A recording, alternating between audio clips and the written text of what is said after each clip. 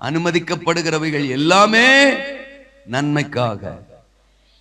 இருக்கிறீங்களா? பல சமயங்கள்ல நம்ம சோர்ந்து போறோம். ஏங்கிற கேள்விகளை பலமுறை கேட்கிறோம். கர்த்தர் கைவிட்டாரோ, கர்த்தர் நம்மளை விட்டுட்டாரோ, நம்ம ஜெபத்துக்கு பதில் இல்லையோ? இல்ல இல்ல இல்ல இல்ல. நான் ஒண்ணு சொல்றேன், அடிக்கடி என் பிரசங்கங்கள்ல சொல்றேன். நீங்களும் நானும் நினைக்கிற மாதிரி தான் செயல்படணுங்கிற அவசியம் இயேசுனாருக்கு கிடையாது. உங்கள்ட்ட இருந்து ஆமீன் வராதுன்னு எனக்கு தெரியும். அல்லேலூயா சொல்லுங்க. சிறையிருப்பின் காலம் அது.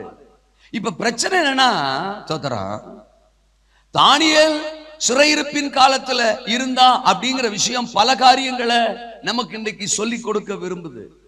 இன்னைக்கு நாமளும் சிறையிருப்பின் காலத்துல இருக்கிறோம். என்ன சிறையிருப்பு சோதரா?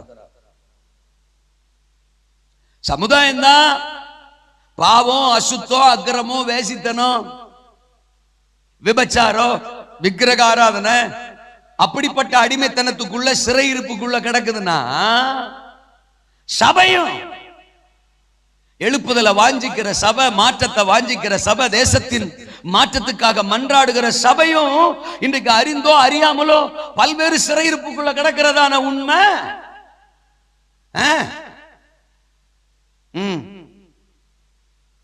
சபையை விடுங்க. ஊழியர்கள் தோத்துறான். எழுப்புதலுக்கு முன்குறிக்கப்பட்ட ஊழியர்கள்னு சொல்றோம். இது ஒரு எழுப்புதலின் தலைமுறைன்னு சொல்றோம்.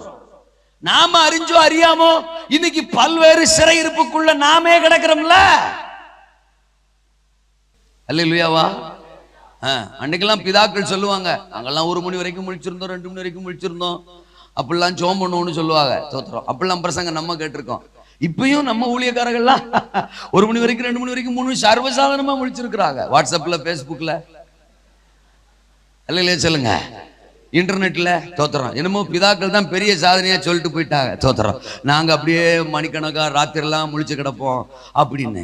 அவங்கள விட தாண்டி இப்ப இருக்கிற ஊழியர்கள் முழிச்சிருக்கிறாங்கிற விஷயம் அவங்களுக்கு தெரியாம போயிடுச்சு. ஏன்னா அவங்க போயிட்டாங்க. அவங்க முழிச்சிருந்தது தேவனோட, தேவ சமூகத்துல, தேவ பிரசன்னத்துல மன்றாட, புலம்ப, கதற, ஜெபிக்க, அழுக. அப்படி நாம முழிச்சிருந்தா சந்தோஷம். இந்த செல்போன் என்கிற சிறையிருப்புல இருந்து இன்னும் நம்ம வெளில வரலையே. சில விஷயங்களை நம்மளாலே இன்னும் தவிர்க்க முடியலையே, நம்மளாலே இன்னும் தூக்கி போட முடியலையே. சிறையிருப்பில் இருந்து கர்த்தர் உங்களை விடுதலையாக்குவார்னு ஒரு பிரசங்கம் பண்ண சொல்லுங்க. பாயிண்ட் நம்பர் 1, பாயிண்ட் நம்பர் 2, அட்ரா, கிளப்படா, தூக்குடா அப்படின்னு பயங்கரமா பிரசங்கம் பண்ணுவோம். ஆனா பரிசுத்த ஆவியானவர் சொல்லுவாரு, நீ உன் சிறையிருப்பிலிருந்து எப்போ வெளில வருவ?